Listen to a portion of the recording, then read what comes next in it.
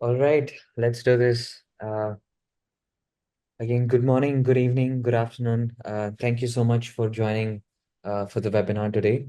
Um, again, I'm so excited to do this, session today. This is again a very hot topic in the staffing recruitment space, and we're going to focus today's session on how can you increase your candidate, reply rates, right?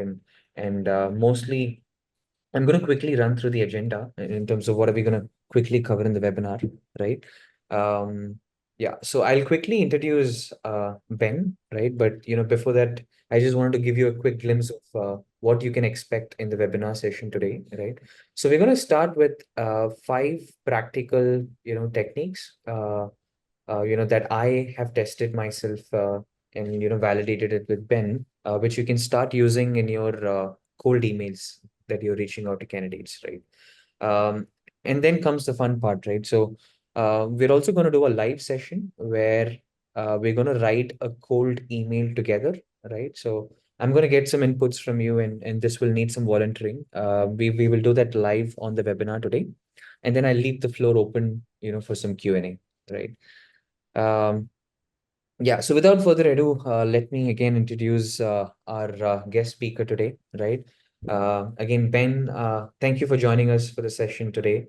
Uh, Ben started off his career in finance, and eventually along the way, he picked up coding. And today he runs his own marketing agency, right? SalesPlus.io. Ben, do you want to talk a little bit about your agency and, what do you guys do? Yeah, absolutely. So we help primarily B2B businesses market their, I guess, whatever their offer is. I have kind of a wide range of things. Like one guy that's a client sells neon signs, and then some are software and some are services. And so we kind of cover all things. And no matter what you're selling, the playbook's very similar, I would say, across all of them. But yeah, we've got something like 14, 15 clients that we manage right now.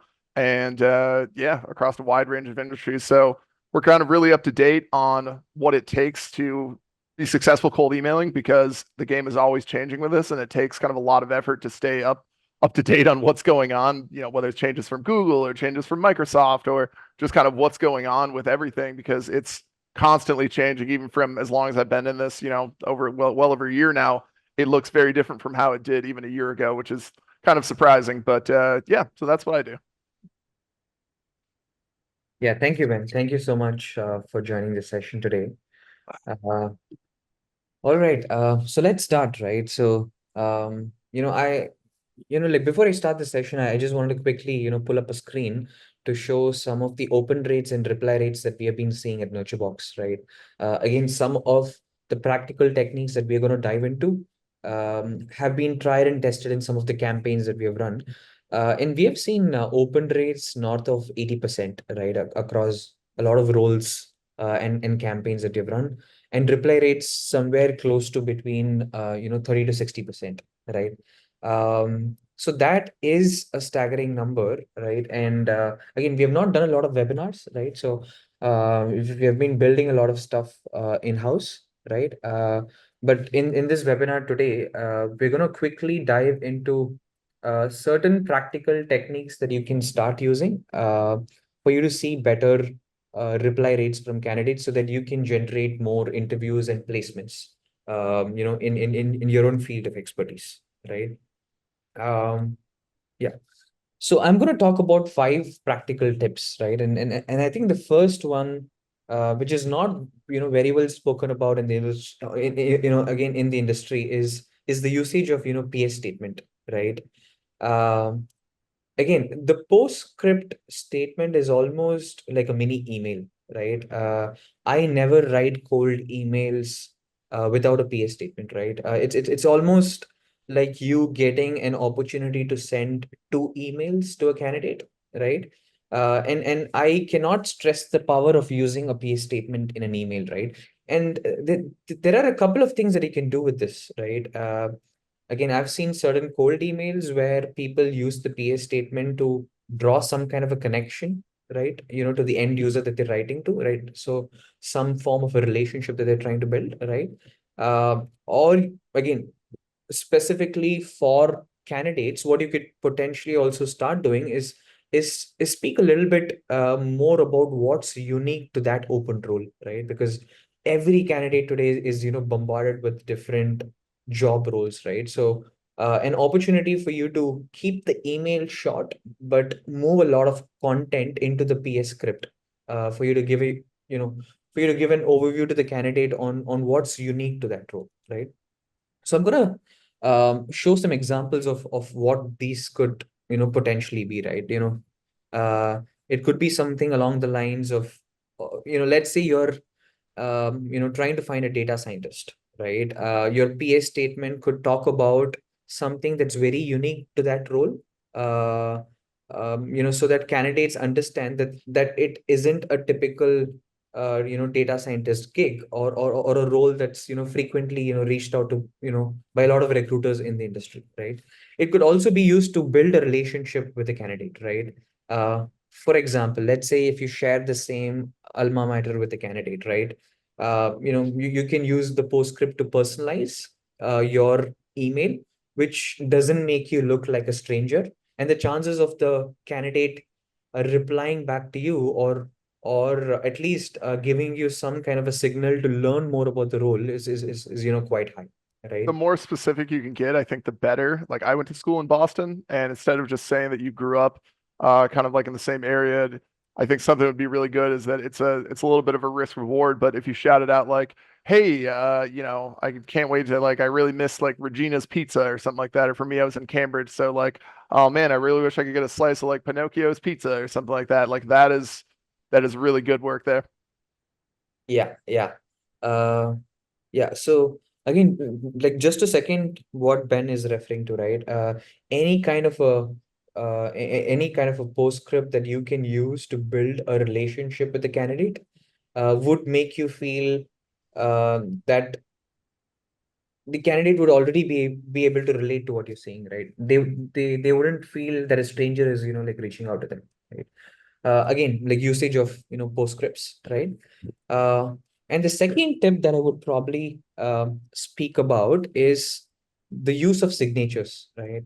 Again, I've seen a lot of cold emails, and people go bonkers when it comes to signatures, right?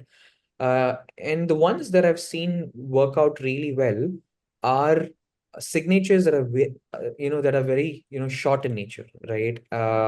Again, some of the examples that you see on the screen are certain examples which are bad, right? It's too long, right? Like by the time they read it, they've already lost you, right? So simple signatures like these work very well, right? Where you can just leave it to the name and the designation, or again, possibly you can also talk a little bit about the company. But if you keep it very formal, right, or if you keep it too long, it really gets to people, right? Again, Ben, would like to hear your thoughts on what you're seeing No, on the. I agree entirely. And to be honest, I don't even include like I don't do like best or sincerely or like I actually don't even do any of that just because I don't know. I feel like it almost comes off disingenuously, right? Like it's not, you don't know this person, you're totally reaching out cold. And so there's no need for those. Like you want to be formal and polite, but yeah, you want to ride this line between getting the emails as personalized as possible, while also if you're sending them to 20, 30, 40, 50, 100, 1,000 people, that it also needs to be applicable for everybody. And so that can be hard to do sometimes. That's why you want to segment, but you want to get it as close as you can without also then not applying to everyone else. But on the same thing, yeah, like I don't do any of the sign-offs. I just put like my name and then actually for like certain compliance with like can spam stuff, we put on like the address of like your business because that's part of what you're supposed to do. But yeah, so that's definitely how we handle that. Yeah. Yeah, so no fancy signatures, right? You keep it very short to the point. You probably talk about who you are and where you're from, and it does the work for you, right? Yeah. So before I move on to the next tip or technique, I am also gonna do a live session where I'm gonna get some inputs from you on an open role that you're hiring for, right? So if you can drop the role that you are actively hiring for, and probably what's in it for the candidate, right? We're gonna probably pick, like possibly the first two comments. And I'm going to do a live session in front of you today where we're going to write a cold email together, right? Yeah, so we will come to that. And yeah, so the next step after signatures is going to be interest based call to actions, right? Again, call to actions are the key part of the email, right? Which is once you have let the person know who you are and why you're reaching out to them, right? Call to action is what gets a meeting for you, right? And I've seen a lot of emails which take two different approaches, right? One is what I would bucket as close-ended CTAs, right? So again, these are very specific call to actions which ask for a meeting for a particular day and time. And then you have open-ended CTAs, right? Where you request for a meeting with the candidate, which is very open, right? Hey, could we potentially connect early next week, right? Or would next to next week work for you, right? And again, Gong published an entire report around what kind of CTAs are working really well. And they have categorized a new bucket called interest-based call to actions, right?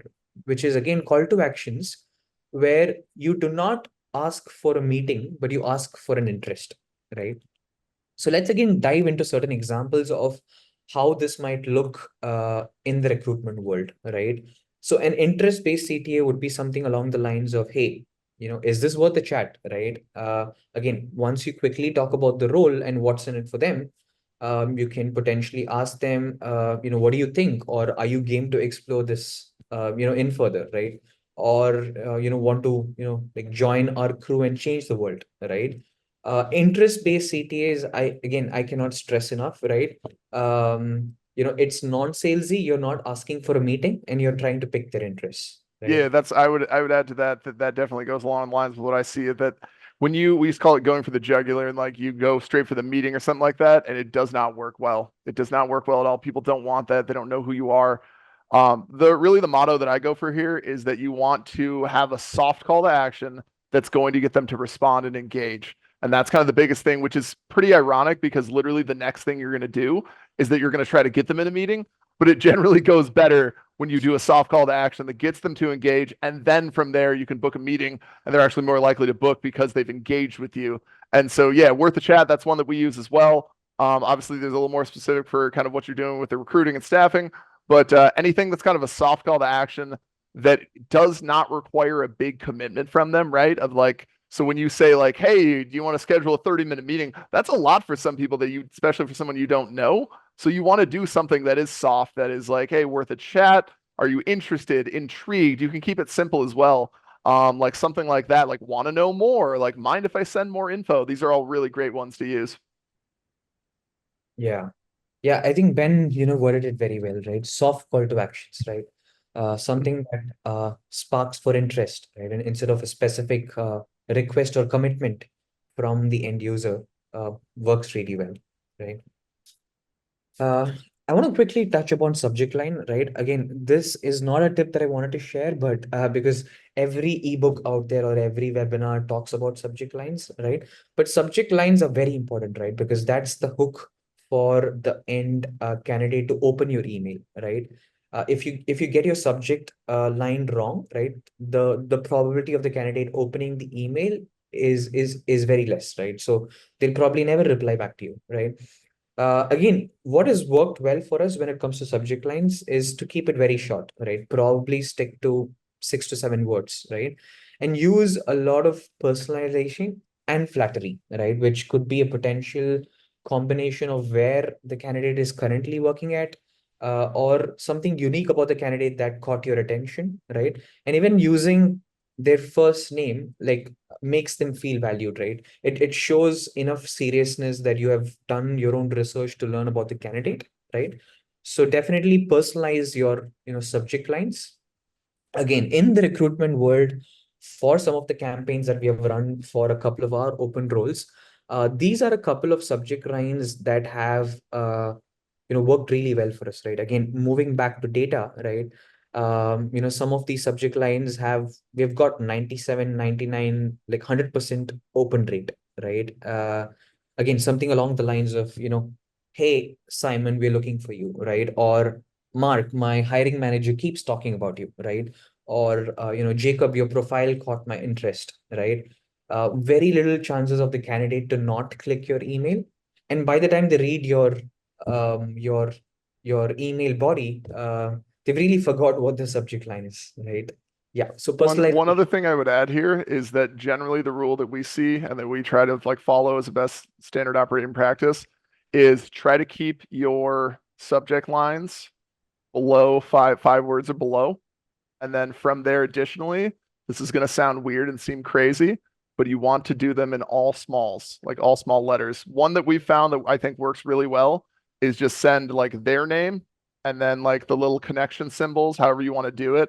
Some people do like an X, some people do like the carrots kind of facing each way, and then do your name. And we found that performs very well. Also, a standard one of just like quick question is actually something that we still use for like a broad majority of our emails, and it performs very well. Yeah. Yeah, so again, like very short subject lines, right? Again, Ben, that's again a very good tip, something that we have not tried. Again, for us to try in some of our campaigns. Again, like keep it very short, and yeah, again, we do that all the time, right? We use only small letters because that breaks the pattern, right? It makes the candidate feel that you have composed the emails, even if the emails are automated, right? Yeah, so breaking the pattern is definitely a key to making your email stand out, right? Um, and follow-ups, right? Again, I do not have a lot of content related to follow-ups, and I'm going to do a separate webinar, session just related to follow-ups and why follow-ups are needed and how powerful can it be, right? But to quickly speak about what possibly the second follow-up email should be, right? Some of the best follow-up emails that we have seen are one-liner follow-ups, right? Again, we used to write follow-ups like, hey, I wanted to quickly check in. How are you doing? Did you get a chance to read our email, etc. Right? Not so We many. actually even do, I was gonna say, we actually even do like very, yeah. So these are really good. These are perfect. These are absolutely perfect what you have here. What do you think? First name, that's one that we use. And a lot of these I laugh at because especially like the first name one, I thought that was so silly when I first heard about that. And I was like, no way this works. Like, no way anyone's gonna respond to that. It works really well. It works surprisingly well. Any thoughts, any opinions, any input, any feedback? Those are all ones if you don't want to use the same thing over and over that I think go very well for these. But yeah, you can keep it simple and very short. And because really you're just trying to bump the first message. If you were complete in your first message, I think it's okay to bump it. Yeah. Yeah, and the more I think about it, right, I think psychologically, if your follow-up emails can create some kind of FOMO, right, it sparks the interest in the reader to go and check out what you've sent before, right? So most of these subject lines create that FOMO in the end user, right? When you say any thoughts, right, it creates a FOMO in the user to go and check out the first email, right? Again, like three of the follow-ups that have worked really well for us, right? Uh, all right. So I am very excited to do this. I wanted to do a live cold email session together, right? So Ovia, if you can possibly help me with a couple of comments on the chat, we can potentially start writing a Yes, cold email together. just sharing with you one minute.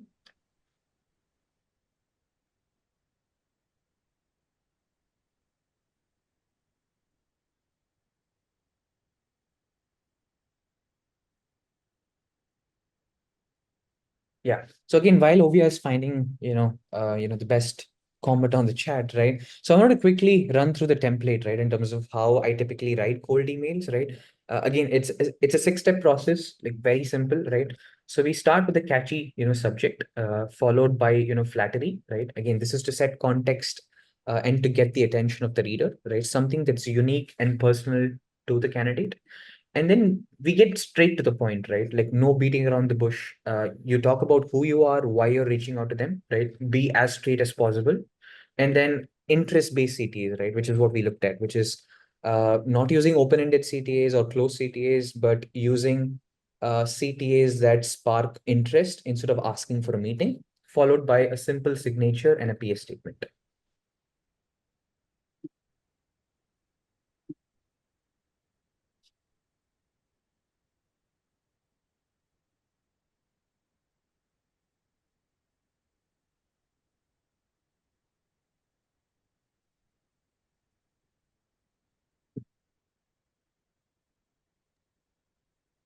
I've just shared the, inputs over the chat for you and Ben to view. Sounds Okay. good to me. Yeah, this will be like a product manager with, with 10 years of experience. They must have experience managing over a team of, over five or more people. And then they must have, experience in SaaS, AI, ML technologies, and they should be open to working from office. And if any and all, certifications, that would be an added benefit. Got it. Yeah, thanks, Ovia, right? Yeah. So let's say you're hiring for a product manager, right? Again, a head of product, based on what I heard, right? Where this position will involve a managerial role, right? Where they're managing a team of 5 people, right? Uh, and yeah, so let's start writing the email, right? So, this is how I would probably craft the subject line, right? So we talk about the fact that again, like first name, and then we say, hey, your profile caught my attention, right? Now again, this is a personalized subject line, right? Now again, once we've nailed on the subject line, we like start with flattery, right? So again, here you can talk about something that's specific to the candidate, right? So you can start along the line saying, hey, big fan of your work, and you can say your stint at a particular looks dope, right? So now again, once you open your email with the right context and flattery, you can jump straight into who you are and why you're reaching out to them, right? So I'm gonna talk about the fact that, hey, I'm Sailesh from the uh, leadership hiring team at Nurturebox, right? And then you talk about why you're reaching out to them, right? And you quickly talk about the fact that I'm reaching out to you to hire for a head of product to drive. This is so funny to me because exactly, you and I haven't talked about this previously, but exactly what you're going through is kind of the general framework that I tell people to follow. And that the first line is like either an icebreaker, the reason for your reaching out, which can be an icebreaker in and of itself. And then you're kind of providing like, what you can do for them or what, like, why you're reaching out. And so then you have some sort of like action-based call to action. Right.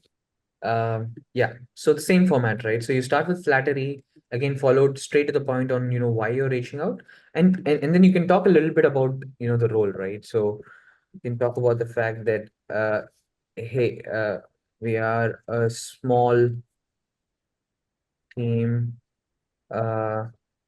based out of US, attempting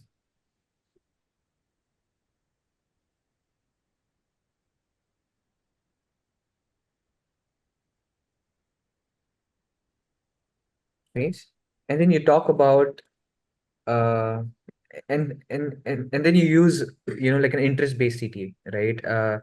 Where you talk about the fact that, hey, is this worth the chat, right? And then you can add something that's uh that makes them feel that there is no commitment that's required. So probably something along the lines of, hey, I promise that you will not regret uh considering this role with us, right? And then a quick signature, right? And then signature, again, you can keep it very short, right? As simple as your name, and then followed by a PA statement, right? So here in the PA statement, again, as I mentioned, right? So you can speak about something that's unique to this role, right? Again, since it's a product role, you can potentially talk about how this product role is very different from the other product roles that are out in the industry, right? So something along the lines of saying that, hey, this is not a typical PM gig, right? And you can talk about the fact that we are a product first company and not revenue first, right? So So something this, that I would even add here is that like on the PS, I don't even capitalize the S and I don't put a dot. I just keep it small like that, and I feel like it looks a little more like informal, um, in a good way. Yeah, yeah, that's fine too. yeah, right. And then I Uh, also keep them on the same line. That's one that I personally do. got it. Yeah, so something like this. Yep, exactly like that. Yeah, right. Yeah. So again, a very simple email, right? So where you start with a personalized subject line, right? And then you start with flattery, to set context on again, like something that's very unique to the candidate and something that's personalized, right? And then you quickly jump into the context, right? In terms of who you are and why you're reaching out to them, right? Uh, and then a little bit about the company, right? And then an interest-based CTA, right? Followed by a simple signature and a PA statement, right?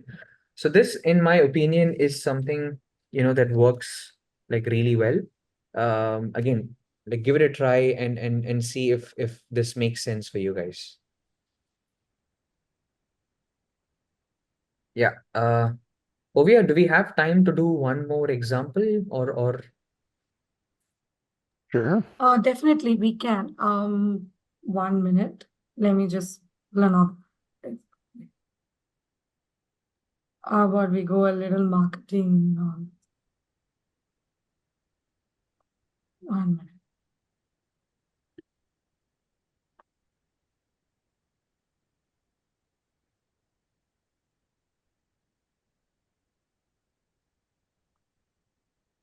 I've shared it over the chat. I'll also explain it here what we are expecting. So we are looking for a content writer with around 5 to 6 years of agency experience, as experience working with WordPress, multiple industries, and also as design thinking knowledge. And this work is going to be remote, but it has to be like 2 hours within the GST time period. And what's in it for them is, they will be an early team. They'll be able to create impact. They'll be part of the founding team, and they'll be able to build their own, set of. They'll be able to build their own team. So these are a few things to mention. Yeah. got it? Yeah. Yeah, so thanks, Ovia, right? Yeah, so again, so we're looking for a content writer, right? Yeah. And again, someone with 5 to 6 years of agency experience. They need to have design thinking, a remote role. And something that's unique about this role is the fact that they will be an early founding team, and then they can actually create impact, right? Mm.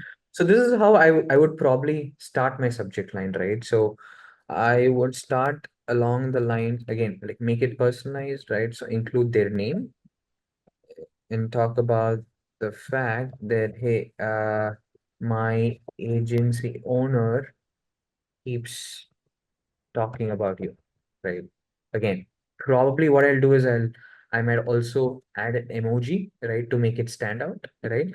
And here again, the goal is to break pattern, right? So a lot of emails start along the lines of hey first name, right, or hi first name, right?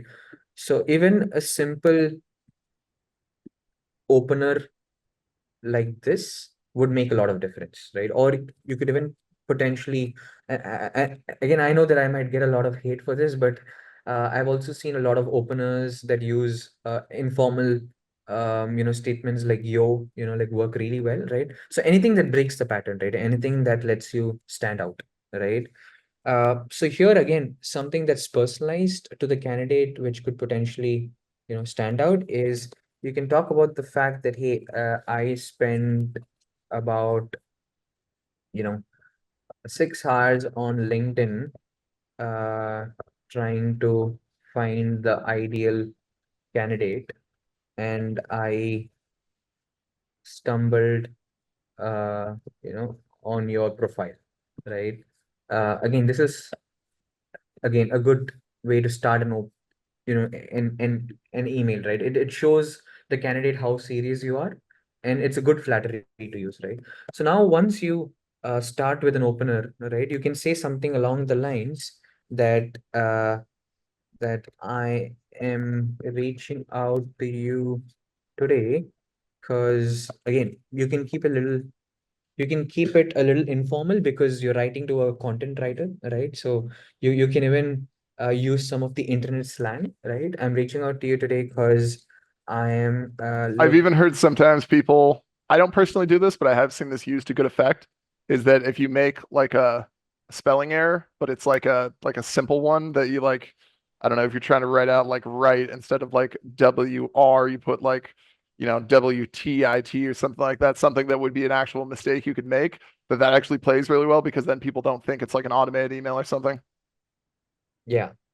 Yeah, this makes a lot of difference, right? I personally sometimes lowercase or use like certain like short forms for some of the words to make it to let candidates know that my emails are not automated, right? But it's rather handwritten and crafted for them, right? So again, straight to the point, right? I'm reaching out to you today because I'm looking for a content writer who can lead um uh, who can lead, like marketing campaigns for us, right? And then again, you can even use dots in the emails to, to let them know that, yeah, the best way to write emails is to write like you're speaking, right? So I've used such, like punctuations in emails that has, worked very well, right? Uh, and then you can talk about the fact that, hey, I would love to grab a coffee with you to chat more about the role.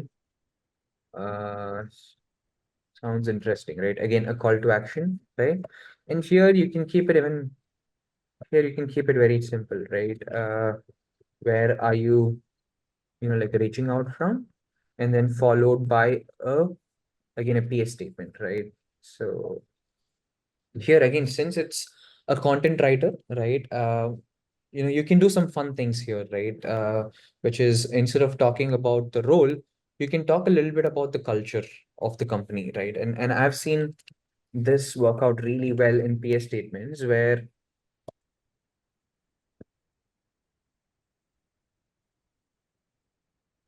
right? So the more you make the email less about you and more about the candidate, it works really well, right? So you've got the hook right, and you've spent and you're exactly letting the candidate know why you're reaching out, and there's no commitment in the email for the like for the candidate, right? So PS statement is a good opportunity here for you to explain more about the role, right? About the fact that you're looking for someone with design thinking, right? About the fact that you're looking for someone with a diverse portfolio who's worked in multiple industries, right? So a good way to do this is to let them know what's in it for them, right? And here you could potentially link this to a blog that talks about the culture of the company, or it could even potentially be a personalized video that you could have created for the candidate, and you can just attach a quick link here, right? Again, something that has worked really well for us. Yeah, so this is how probably I would compose an email for a candidate that I'm reaching out to. Ben, anything that you would like to add or touch upon here? No, I think it's good. I think what you mentioned about making it about them, I oftentimes will write out a sentence where I'm talking about either myself or like the company and then maybe what we do. And then I realize that I can reframe it in a way of like, instead of saying like, oh, we can do such and such for you, or we can provide you whatever role, just reframe it as literally like, you can get a new job at a better company. Because you're saying the same thing, but literally you're just framing it talking about them rather than talking about yourself. And that is very effective. Right. Just one question, right? Like, say we talk about them, like highlighting their certifications, highlighting something like what an award they got or whatever, details from their LinkedIn profile or whatnot.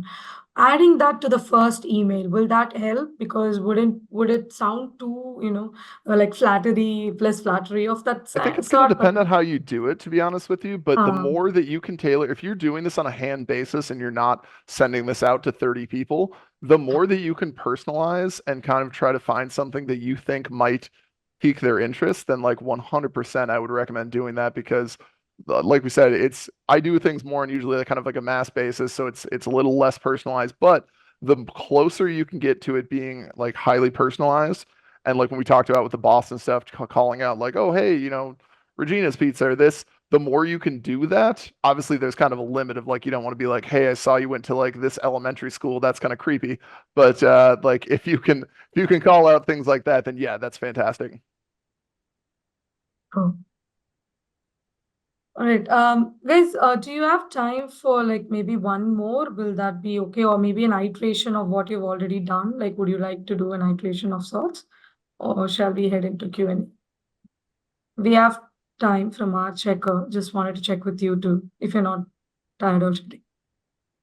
Yeah. So, probably, Ovia, we can do one more example, right? Probably in a different industry, right? Again, Yeah. just reiterate and in a live example would clarify a lot of things. Yeah. So Yeah. we can possibly do one more example. Okay.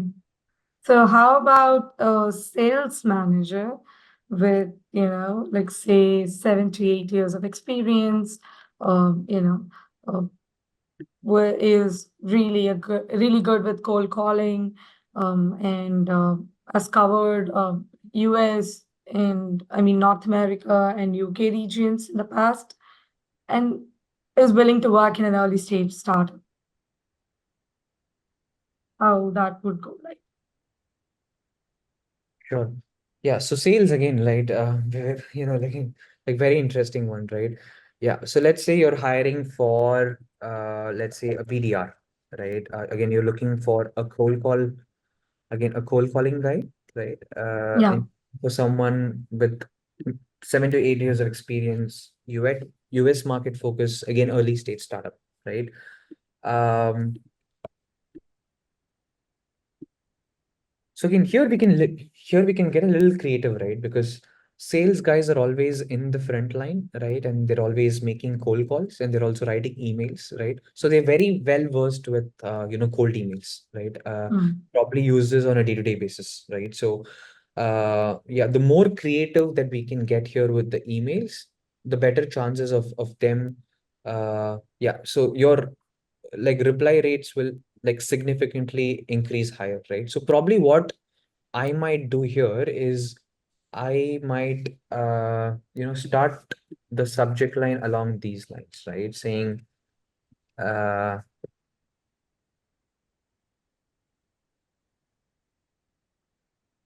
hey, we found, yeah. So I'll possibly start along these lines, right? Saying first name, uh we are looking for an early, like founding SDR, right? Again, like this is something that would spark interest, right? Because in most of the companies, BDRs are brought in once there is a process that's set up, right? And very few people get to do the, like the early like 0 to 1 journey, right? So this might be an exciting, subject line, for certain, BDRs or sales folks to open the, email. And here, you could talk about the fact that, hey, again, let's personalize it as much as we can, right? And then you say, hey, my sales head keeps talking about uh, getting someone like you on our team, right? So this is the flattery, right? And you talk about why you're reaching out to them, right? Saying that, hey, uh, I I looked at some of the work you have done, and I'm quite impressed, right? And then you can talk about the fact that uh hey, so now you started with flattery, right? And now you've now now like get to the point, right? Now you talk about the fact that um you know you to be now you talk about the fact of why you're reaching out to them, right? We Something are I would even add in here too is that if you're doing this on like a personalized one-to-one basis, instead of just saying, look at some of the work you've done, I would even add like at X company and Y company, and that it shows that you've actually like looked at what they're doing, and that kind of like that adds to the personalization. Yeah, that's a good one, Ben, right? So you can talk about the fact that, hey, I looked at some of your work at the company, right? And I'm quite impressed, right? So that builds some more credibility. And you can talk about the fact of why you're reaching out to them, right? We are on the lookout for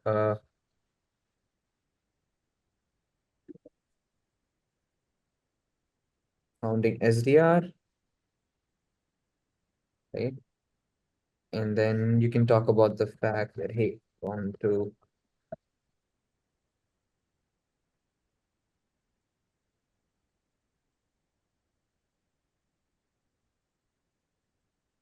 right? Again, like very short email, right? Like you start with your opener, your flattery, and you can talk about what you're looking out for, right? And you keep the email very short. And in the PS statement, right? Again, here you can talk about again something like again, I'm going to try a different approach here, right? So let's say we're personalizing the email to a select candidate, right? So here you can talk about the fact that let's say you have listened to one of their podcasts, right? Or let's say if one of their cold calls, if they have published one of their cold calls online on LinkedIn, right? So you can talk about the fact that, hey, I listened to one of your US cold calls on LinkedIn, right? Yeah, right. And you can and here you can possibly paste a link to that and talk about the fact that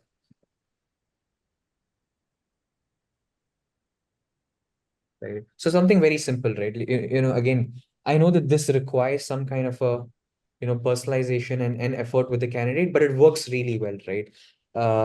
Again, you've got the right subject line. You've nailed on what's in it for them, right? And you've used an interest-based CTA, and you're using a postscript statement here to write something that's very unique to this candidate, right? So it's highly again, like very less probability for the candidate to not reply back, right? But yeah, this does require some effort. So if your target audience is very small, right, let's say you're hiring for a director of sales, or let's say you're hiring for a really critical role, it's worth the effort, right? Because even if you reach out to let's say 10 people, possibly 6 to 7 of them will end up replying, right? So that almost fills up your interviews for a week, which should help you close the role, right? um yeah, Ben, any thoughts on how we could possibly improvise this, or anything that you would do differently? Not at the moment. I think adding the company thing was something that I liked.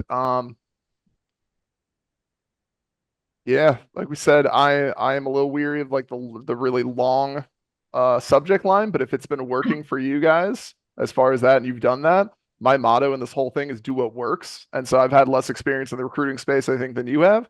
And so like if that works, then that's fantastic. Then just run with that. That's really kind of all that I can say there. Ben, what would be your ideal subject line here? Say if we have to, go for it. Honestly, I would like I said, the tried and true, just like quick Okay. question, like Okay. that one works really well. Or Mm. like we said, having like their first name and sender first name and doing the connection ones. That's a great one. Oh, don't end it in a question mark. That's a spam flag. There you Oh. go. Yep. Also, this is just a broad one. If you guys are sending emails, never introduce yourself because that is also a spam flag and that will send you to spam. So don't do that. Super random. We found that out testing one day that if you say like, "Hi, I'm Ben Rasmussen, founder of Sales Blast," you're going to spam. So That's yeah. And then I don't know what a lot of people are doing, but you have to limit the total number of emails you're sending if you're sending cold emails per day to maybe like 20, 25 that you're doing. And if you need to send more, then you need to have additional domains that you're using and additional inboxes. So that would be something that I would say is definitely a concern that you need to watch out for. And obviously that can be mitigated if your company has a pretty high volume internally for email that kind of offsets some of that. But that's just something worth noting of that in your mind, you don't want to send more than 20, maybe 25 a day of cold emails to someone that you've never spoken to before. Just one question, right? Like Salish and Ben, for the PS, you've mentioned that if they have, put a cold call recording out there or something, you can mention it over here. I've come across some recruiters reaching out to me, talking about my interest in football or something like that. And I don't know whether to take it too casual or is it some practice, is it like in sales and the recruiting world, it is still a good practice to talk about someone's personal interest and not just the professional one. I mean, yeah, I think any hook, anything that you can get to get an in, I think works fine. Like as that kind of my motto goes back to, just do what works. I think it has to seem genuine of like, I've had people reach out to me of like, hey, like I saw you're a founder, like I'm also a founder, let's connect. And it's like, that's not very compelling to like, why I'd want to talk to someone like that. So I think it has to be, that's one where you can't really give rules just because it's got to be something that you like one that I think would be a good one is that there's certain colleges in America where they really like their sports teams and specifically their football teams. Like let's say you saw someone's like a University of Alabama or like Michigan or like I don't know, any of those big names they're kind of in that. That's something where maybe like, if Alabama just won, you could be like, hey, like I saw you went to Alabama, like not just roll tide because that's what they're saying, but just like what did you think of the game? Or like something like that would be good. But then for other people who maybe don't have a very good football school, let's say they went to like University of Illinois or like, I don't know, what's other terrible football school right now, like Idaho or like Colorado or just something where they're not big into that, that's not going to go well. And so you kind of have to use your own wisdom and knowledge of kind of the culture and where you're talking to and just do that as best you can, I would say. That's true. Salish, you want to add anything to that? No, completely. I second everything that Ben said, right? Anything that gets you through the door, right? So yeah, any kind of research that doesn't again that itself is an effort, right? Because like the world right now is so noisy, right? So we're all filled with automation messages and there is no effort that's taken by writers when they reach out, right? So anything that gets to the door. Wonderful. Yeah, I think so. Absolutely. We have a question from the audience. So they've asked, is sending a calendar link a good thing still? Like, do we, So actually, I've got a really interesting take on this one because we do this a lot and we actually don't. So first of all, you never want to send a Calendly link in your first email in the cold one. Terrible idea, bad idea. Don't do it. Number one. But number two, even when they've responded, we actually don't send links. What we do, and this is going to vary depending on who you're talking to. If someone's maybe a director, VP, like hi, maybe send the link. I like again, but here's what we do though that we found works really well. What we do is that we look at, for our clients, so it wouldn't necessarily be our calendar. We take a look at our client and we see their next 2 open availabilities on 2 consecutive days on non-consecutive times. And I'll explain what that means because that's quite a mouthful. So what we do, so let's say it was today and someone said, hey, yeah, like I'd love to meet, I'd love to chat. What we would do is we look on their calendar for an open time on Friday, let's say like noon or something like that, right? And then we would look for an open time on Monday, but we would not also do noon if they have noon because for whatever reason, I don't know if it makes you seem busier or more important or whatever, but we found it just doesn't work as well. So what we do is we offer 2 non-consecutive times. So Friday at noon or like Monday at 10 a.m. or something like that. And we offer those times. And part of what we think why that goes well is that it turns it into an either or question rather than this like open-ended thing. And then here's the other kicker is that 99% of the time they're one of those 2 times is going to work. People are not as busy as they say they are.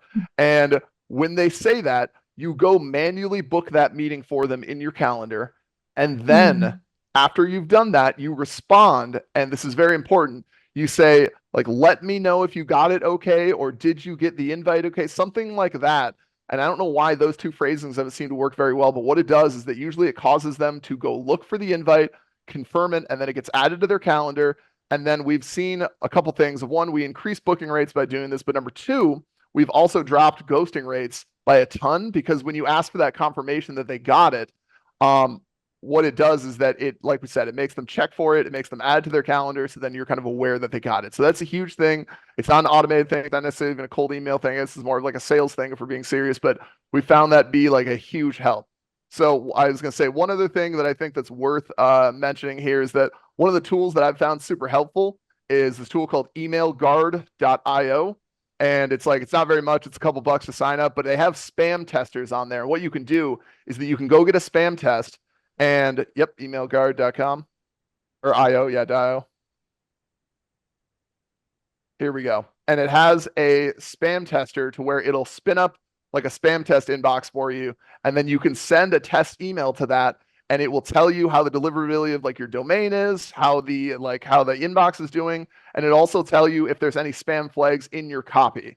And so that is like a huge, huge help. That's where I found out that introducing yourself as a spam flag, because I did a spam test and then it had like a marker and it was like sender introduces themselves. And I was like, are you serious?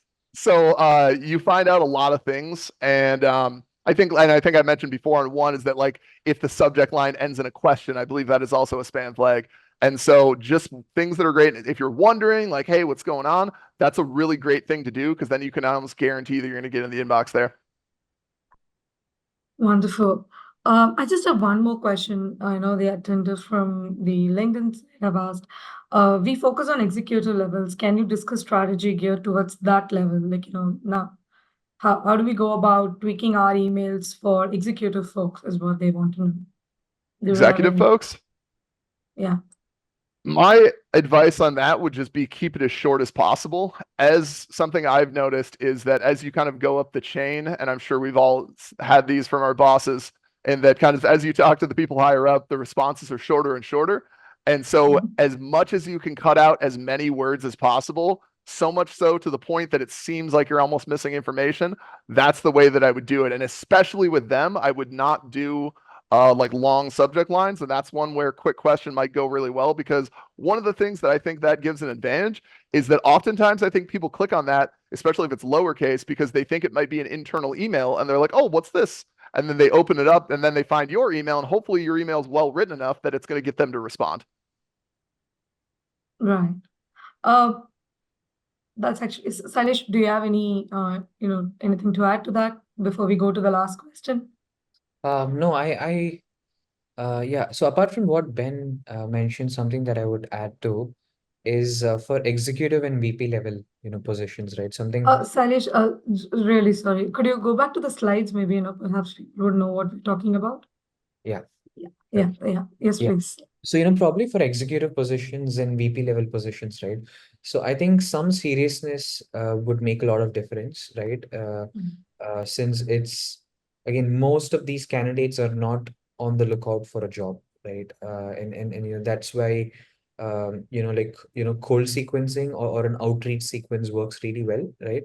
Again, like keep it very short as Ben mentioned, but you talk about the fact that why is it important for them to join the organization, right? So you make it more about them and very little about the role, right?